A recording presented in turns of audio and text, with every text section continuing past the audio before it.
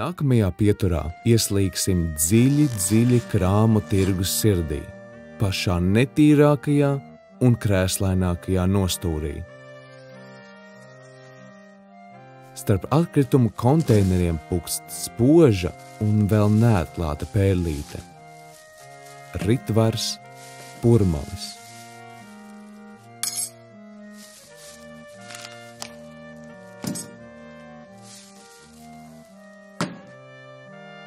Lai arī dzejdaris pēc sirds un sūtības savu dienišķo maizi tas pelna pārdodot mirušu dzejdaru relikvijas. Teiksiet, dzīve ir nežēlīga. Pats Ritvars savā dzejolī raksta: Tuk, tuk, kas tur? Es, tava dvēsle, drīz es kā oliņa izšķilšos un kā cālītis modīšos. Tad jūs beidzot redzēsiet, un par mani vairs nesmiesiet. Bet līdz šķilšanās brīdim vēl tālu.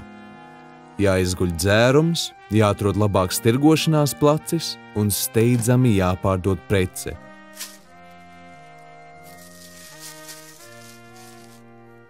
Jo Ritvars nav ēdis jau 3 dienas.